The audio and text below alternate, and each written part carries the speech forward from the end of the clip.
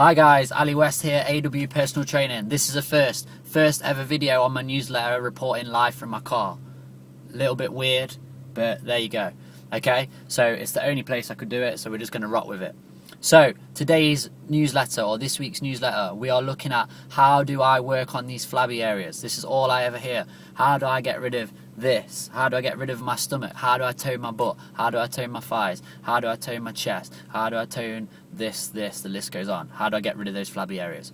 Okay, 5-step system, or 5 things to get rid of flab. Okay, number 1, simple, nutrition. If the nutrition isn't there and it's not right, scrap it. It doesn't matter how many bicep curls you do. If the nutrition isn't right, you're not going to get them toned arms. So you need to get your nutrition nailed down. If you saw my video last week, it was talking about protein, high protein breakfast. You need a high protein diet if you want to reduce flab and get lean. Okay, so when we're talking about reducing flabby bits, that just means we're going to get leaner. So you need to go high protein. So the protein level needs to go up, the carbohydrate level needs to come down. Simples. Okay, that's step 1, get the nutrition nailed down. Step 2, to losing the flab, a resistance program. You need to get a resistance program, you need to be doing a resistance program. It needs to be structured and tailored to you. So if you haven't got a resistance program and you don't know how to even develop a resistance program, or you don't know what to do with resistance, when I say resistance I mean lifting weights basically, or lifting your own body weight, then you need to get in touch with someone that's going to help you with that, i.e. me, or look for a good solid resistance program on the internet. A resistance program should be balanced.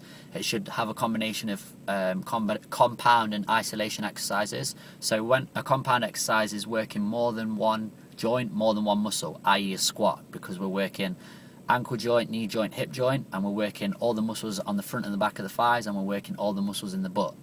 An isolation exercise is a bicep curl, because we're just working the bicep and the elbow joint. Makes sense. So you need to get a solid resistance program.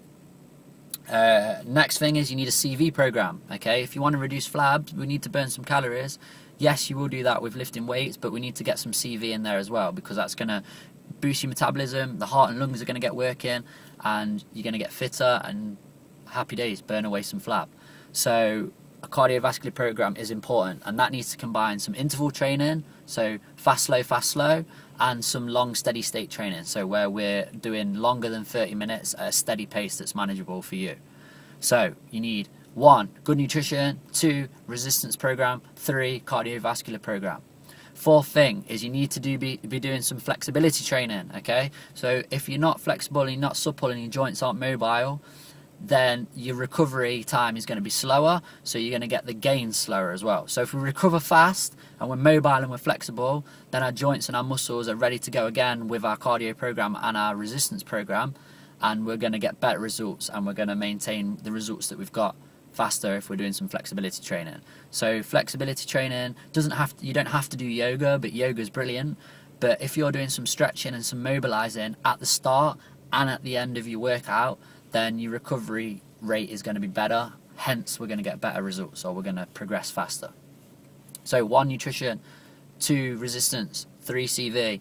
Step 4, do some flexibility training. Step 5, the most key one at the end, variation. Okay, you've got to vary your program, and your program's got to be progressive, so you don't plateau. Okay, so a big reason why people don't get rid of the flabby parts is they hit a plateau. So they get a resistance program, they adapt their nutrition and it gets better, and they get a CV program, but they stick with the same program for 6 months and they wonder why they don't reduce the flab.